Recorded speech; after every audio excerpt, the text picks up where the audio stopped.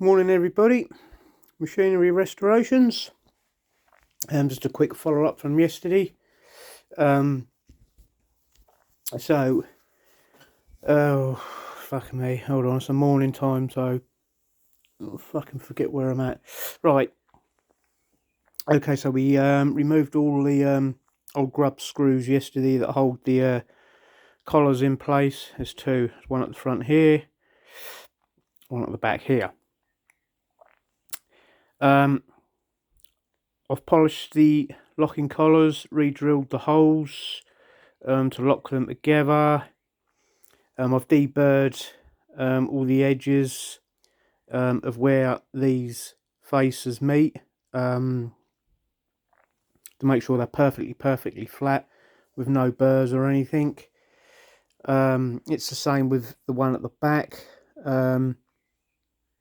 I've temporarily installed the support bracket, and the reason why I do this is because I want to check the face of this against the collars to make sure they're perfectly flat all the way around.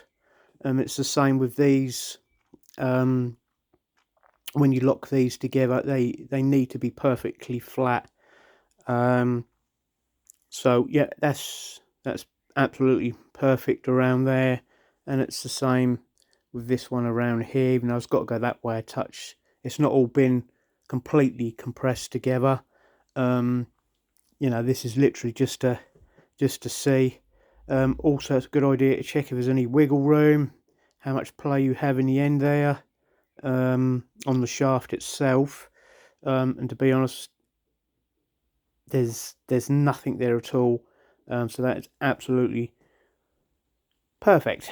So this can all come off now, and I can continue to clean and polish, degrease and then clean and polish the rest of the screw. Other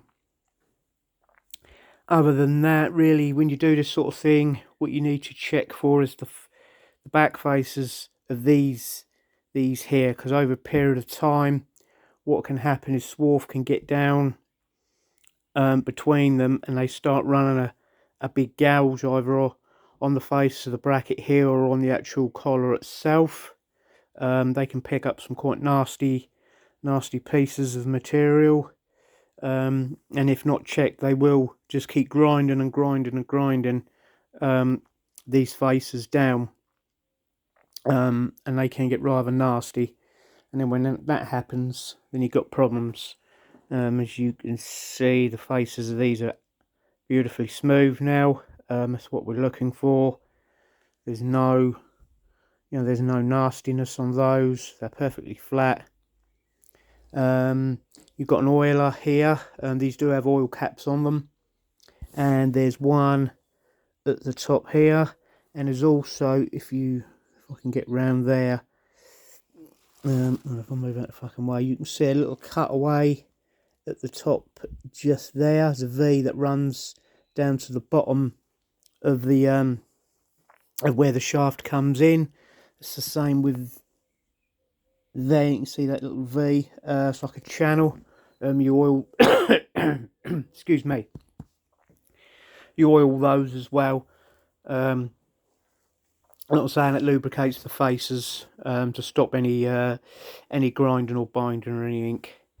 So that's the sort of things you need to look for when you're doing that kind of works. So yeah, onwards.